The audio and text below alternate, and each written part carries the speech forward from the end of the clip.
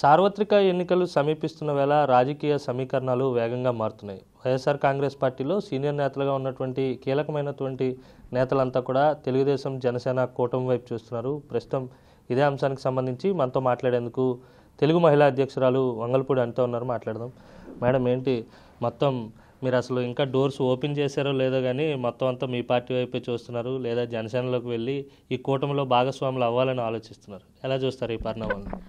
యాక్చువల్గా ఒక మంచి పరిణామం కింద భావించాలి. ఎందుకంటే నేను ఒక విషయం గుర్తు చేయాలి కూడానండి. ఈ టైంలో 2019లో టీడీపీ ఓడిపోయిన తర్వాత చాలామంది మాట్లాడిన ఒకే ఒక మాట ఏంటంటే టీడీపీ ఇంకా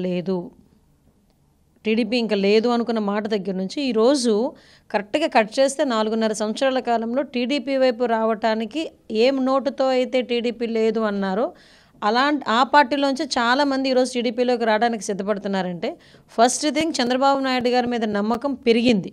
ఇతని మీద నమ్మకం పోయింది. జగన్మోహన్ రెడ్డి మీద నమ్మకం పోయింది. చంద్రబాబు నాయుడు గారి మీద నమ్మకం పెరిగింది. జగన్మోహన్ రెడ్డి అడ్మినిస్ట్రేషన్ అంటేనే భయపడిపోయే పరిస్థితి నుంచి చంద్రబాబు నాయుడు గారి అడ్మినిస్ట్రేషన్ మీద నమ్మకం కలిగింది. కాబట్టి ఈరోజు అంతమంది ఎమ్మెల్యేలు కానీ వాళ్ళ వైపు నుంచి ఉన్న వైఎస్ఆర్సీపీ వాళ్ళు కానీ చాలామంది జనసేన టీడీపీ ఉమ్మడి దానికి రావటానికి సంకీర్ణానికి రావటానికి చాలా ఉత్సుకత చూపిస్తున్నారు.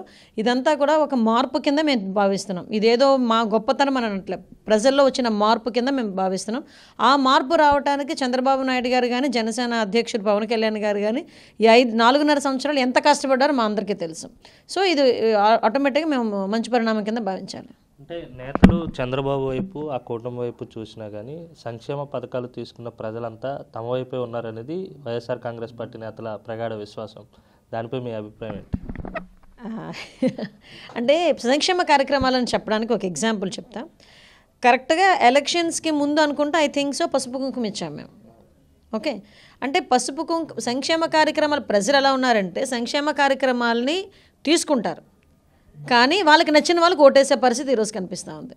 ఎందుకు ఈ మాట చెప్తున్నానంటే ఒక్క ఛాన్స్ అన్న పాపానికి చంద్రబాబు నాయుడు గారు అన్ని సంక్షేమ కార్యక్రమాలు చేసినప్పటికీ కూడా ఒక్క ఛాన్స్ అడుగుతున్నాడు కదా చూద్దాంలే అన్న కాన్సెప్ట్తో ఓట్లు వేసి ఆ రోజు జగన్మోహన్ రెడ్డిని గెలిపిస్తే ఈ 4.5 సంవత్సరాల కాలంలో జగన్మోహన్ రెడ్డి చేసిన సైకోయిజానికి జగన్మోహన్ రెడ్డి చూపించిన సైకోయిజానికి ప్రజలు బెంబేలు ఎత్తిపోయి నువ్వు ఈరోజు ఓటుకి 10,000 ఇచ్చినా కూడా జగన్మోహన్ రెడ్డి దగ్గర 10,000 తీసుకుని టీడీపీకి ఓటేయడానికి రెడీగా ఉన్నారు ఈరోజు జనాలు.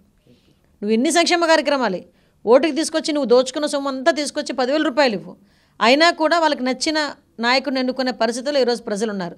అందుకనే మీరు అబ్జర్వ్ చేశారో లేదో ఓట్లలోని టీడీపీ ఓట్లన్నింటినీ తొలగించాలి, వాళ్ళ దొంగ ఓట్లు చేర్పించాలి అన్న కాన్సెప్ట్ కూడా తీసుకొని ఓట్లను కూడా మార్పులు చేర్పులు చేయడానికి సిద్ధపడ్డారంటే వీళ్ళకి ఓటమి భయం ఎంతలా పట్టుకుందో మనందరం కూడా ఆలోచన చేసుకోవాలి.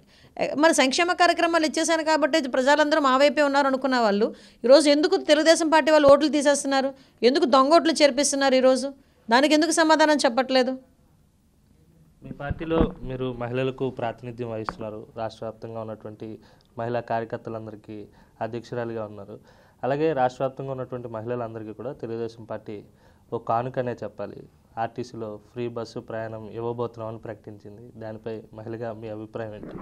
అది అసలు ప్రకటించేందు ముందు చంద్రబాబు నాయుడు గారు, ఈ జగన్మోహన్ రెడ్డి పెద్ద కాపీ క్యాట్ నా ఉద్దేశంలో.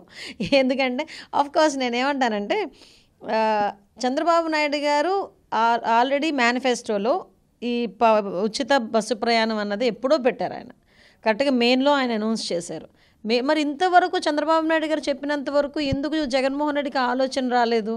చంద్రబాబు నాయుడు గారు చెప్పి మేము ఆ ప్రచారం మేము మొదలుపెట్టుకున్న తర్వాత ఈరోజు దాన్ని బయటకు తీసుకొచ్చి ఈరోజు అది ఇంప్లిమెంట్ చేస్తామని చెప్పేసి మొన్న పేపర్లో చూశాను. అది ఇంప్లిమెంట్ చేయడానికైనా సిద్ధపడుతున్నట్టుగా చూశాను. ఒకటేంటంటే చంద్రబాబు నాయుడు గారు పథకాన్ని వీళ్ళు తీసుకొని అమలు చేస్తున్నారు అంటేనే చంద్రబాబు నాయుడు గారు అక్కడ గెలిచారు. ఆల్రెడీ చంద్రబాబు నాయుడు గారు గెలిచారు. ఇప్పుడు మళ్ళీ స్వయంగా వీళ్ళ తాలూకా బుర్రలోంచి వచ్చిన మెదడులోంచి వచ్చిన పథకం ఏం కాదు అది. అది ఆల్రెడీ చంద్రబాబు నాయుడు గారు చెప్పారు, దాన్ని తీసుకొచ్చి వీళ్ళు ఇంప్లిమెంట్ చేస్తున్నారు. ఓవరాల్గా నేనైతే ఒకటే కోరుకుంటున్నా, మహిళలకి మంచి జరగాలి. ఈరోజు నేను చెప్పాను కదా, జగన్మోహన్ రెడ్డి అన్న వ్యక్తి బస్సు ఛార్జీలు ఫ్రీ అవ్వనివ్వండి, నిలువెత్తు బంగారం ఇస్తామని మహిళల దగ్గరికి వచ్చినా కూడా జగన్మోహన్ రెడ్డికి ఓటేసే పరిస్థితిలో మహిళలు లేరు. ఇది ఫిక్స్. ఎందుకంటే నువ్వు ఇచ్చిన సంక్షేమ కార్యక్రమాలు నిలువెత్తు బంగారం ఇచ్చినా వాళ్ళకి మనశ్శాంతి ఉండట్లేదు. వాళ్ళకి భద్రత ఉండట్లేదు, వాళ్ళకి పిల్లలకి ఉండి పెట్టుకోవడానికి కూడా సరిగా లేని పరిస్థితుల్లో వాళ్ళు ఉంటున్నారు.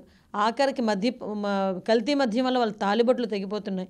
బయటకు వస్తే ప్రశాంతంగా ఇంట్లోకి నా కూతురు చేరుతుంది, నేను చేరుతాను అన్న రక్షణ అయితే, భద్రత అయితే ఈరోజు వరకు మహిళల్లో కనిపించట్లేదు. సుమారుగా కొన్ని వేల మంది, లక్షల మంది పిల్లలు ఈరోజు ఎత్తుకుపోతుంటే, అపహరించబడుతూ ఉంటే ఈ రోజుకి కూడా దిక్కుమొక్కు లేదు. అటువంటిప్పుడు నువ్వు ఇన్ని ఇస్తానంటే ఏముంది చెప్పండి? అన్నీ తీసుకోండి, చంద్రబాబు నాయుడు గారు కొట్టేయండి, అంతే. మొత్తంగా మీ విషయానికి వద్దాం. పాయకరావుపేట నియోజకవర్గంలో ప్రస్తుతం మీ రాజకీయ ప్రస్థానం ఏ విధంగా సాగుతుంది? జనసేనకు మీకు సయోధ్య కుదిరినట్టేనా? అందరినీ కలుపుకొని ముందుకెళ్తున్నారా? Yes, exactly. Janasena TDP state లెవెల్లోనే కలిసిన మరుక్షణం నుంచి నియోజకవర్గాల్లోని, గ్రామ స్థాయిలోని ప్రతి ఒక్క జనసేన టీడీపీ కార్యకర్తలు కూడా ఒక అన్నదమ్ముల్లో ముందుకెళ్తున్నాం. సో ఎట్టి పరిస్థితుల్లోని ఒకటే, రెండు పార్టీల తాలూకా ధ్యేయం ఒకటి ఈ సైకో పరిపాలన పోవాలి అని చంద్రబాబు నాయుడు గారు చెప్పారు. At the same time Pawan Kalyan garu కూడా క్లియర్గా చెప్పారు, వైసీపీ రహిత రాష్ట్రం రావాలి అని. సో ఈ రెండింటి మోటోలు ఒకటే కాబట్టి అటు జనసేన కార్యకర్తలు కానీ టీడీపీ కార్యకర్తలు కానీ కలిసి నియోజకవర్గాల్లో పనిచేస్తున్నాం.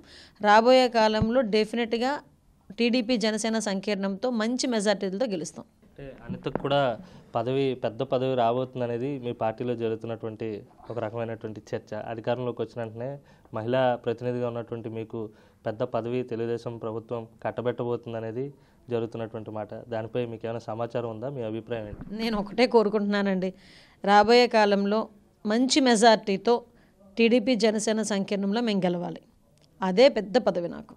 అంతకుమించి పెద్ద పదవులు ఏదైనా ఉంటే చంద్రబాబు నాయుడు గారు చూసుకుంటారు. దాని గురించి ఎప్పుడు నేను ఆశించలేదు, ఆశపడలేదు. Thank you. ఇది మొత్తం మీద అయితే మాత్రం వైఎస్ఆర్ కాంగ్రెస్ పార్టీ ప్రభుత్వం చేస్తున్నటువంటి అసమర్థ పాలన వల్లే నేతలంతా కూడా సంకీర్ణం వైపు చూస్తున్నారని చెప్పి అనిత చెప్తున్నటువంటి పరిస్థితి ఉంది. అలాగే నియోజకవర్గంలో కావచ్చు, రాష్ట్ర వ్యాప్తంగా జనసేన తెలుగుదేశం పార్టీ నేతలంతా కూడా కలిసి జగన్ పాలనను అంతమొందించేందుకు కృషి చేస్తామని చెప్పి ఆమె చెప్తున్నారు. వీడియో జర్నలిస్ట్ అజయ్తో కలిసి అనిల్ RTV, విశాఖ జిల్లా. మరిన్ని వీడియోస్ కోసం ఛానల్ ని సబ్స్క్రైబ్ చేయండి, లేటెస్ట్ అప్డేట్స్ కోసం వాట్సాప్ ఛానల్ ని ఫాలో చేయండి అండ్ లింక్ డిస్క్రిప్షన్ లో ఉంది.